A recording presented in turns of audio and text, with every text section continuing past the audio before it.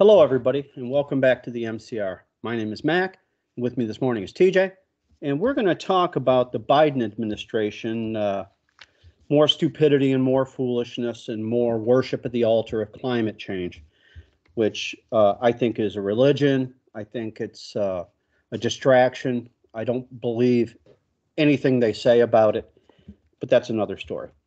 So the Biden administration, a couple of Thursdays ago, allowed California to force heavy-duty truck operators to switch to electric vehicles.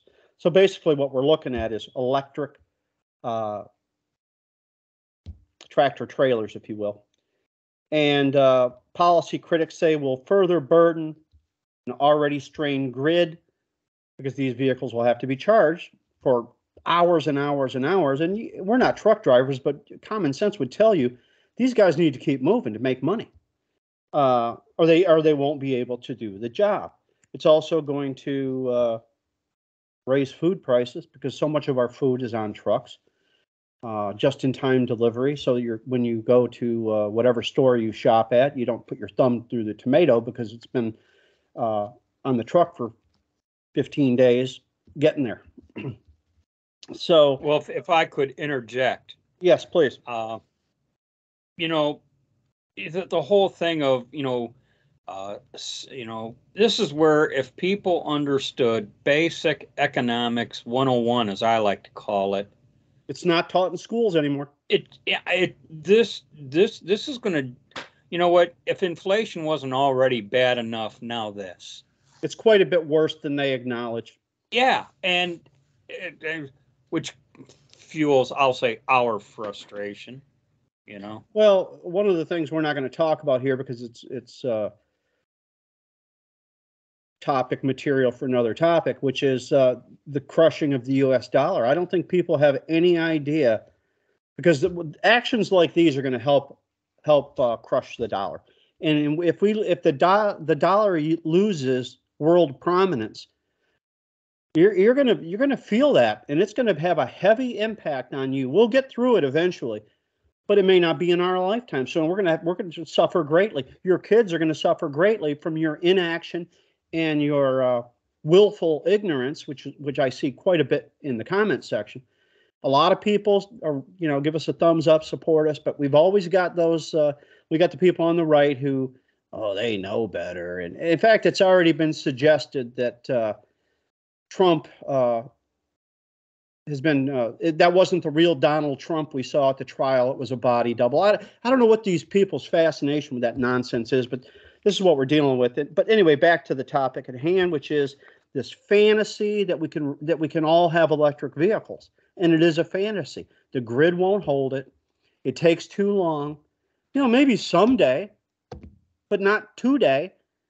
And I think they want to get this done by 2045, I think that was the date I read. So, while they talk all this and how we're in a crisis, well, then why wait another 20 years? Well, also, the electric cars, they only get 300 to 400 miles per charge. I'm kind of wondering, I'll call it the mileage because I don't know what other term to use. I'm kind of wondering what the mileage would be on a typical heavy-duty truck charge. I can't even imagine. I don't. The power it would take to pull those trucks that weigh quite a lot. Yeah, and you referenced just-in-time trucking. A lot of companies have just-in-time. They even have a just-in-time department, but there will be no just-in-time because they're going to be charging more than they will be moving. Right. And, prices are up 80%. Energy prices are up 80% in California since 2008. 80%. That's money not going into the economy. It's going into this climate change. It's going into pockets of Democrats who start these companies, these green companies that get subsidized by the government and then get bailed out after they fail, and they always fail.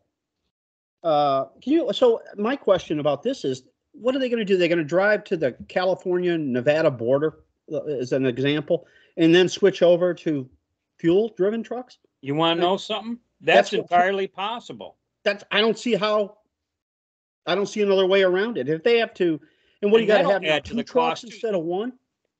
Now you're talking about more manpower, just greater necessity of support. Taking me back to basic economics 101, people just don't understand the logistics behind this kind of endeavor. They're not going to do it for free, so it's going to cost you more. Do you need to pay more is the question. I don't think we do. No.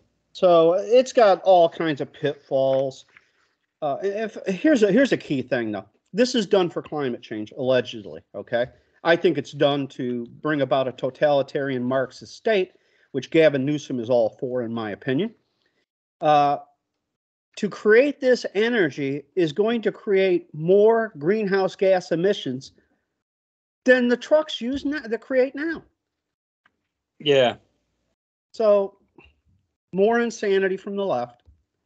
And a little side note here.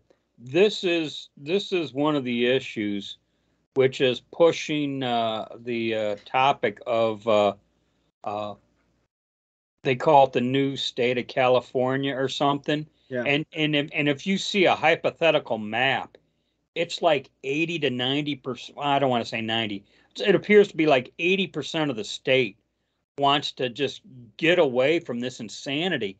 But the 80% of the state is outnumbered by the other 20% of. And when I say state, I mean I'm talking acreage. I'm talking acreage, not population. Okay. So 80% of the acreage of California, they simply don't outnumber, the other 20%. So they're subject to this insanity. But this is just one of the issues pushing that desire to say we got to get away from this, and the odds of how successful they'll be is kind of slim, by the way I understand the way new states are admitted into the union. But and then they take us to task for our desire of a national divorce. They're all but ensuring those of us who have that desire to dig in on that position. We've talked about this before, and I don't think a national divorce is in any way practical. I think it's more likely to lead to a civil war and the winner take all. That's what I think is going to happen. That could be entirely possible. Because how do you get from one red state to another?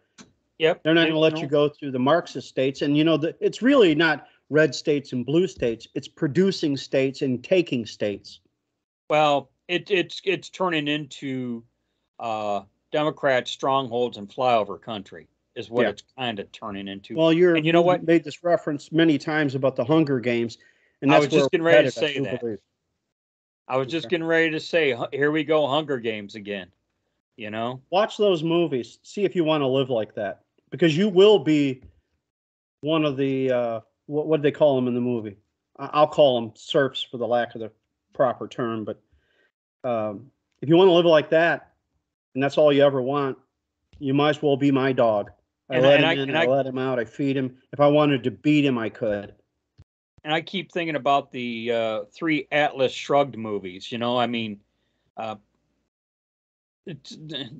just feel like that's what we're becoming, and it's frustrating for me. The producers will quit producing when there's no gain in it. Then what will happen? Then it's on, I think. So I'm going to wrap it up with that. Unless you have any further comment. No, it's just I just feel like we're continually being poked into the corner. And that's the thought that ran through my mind. I said civil war, but I'm thinking we're getting cornered to where the only way out of that corner is going to be to come out fighting with everything we've got.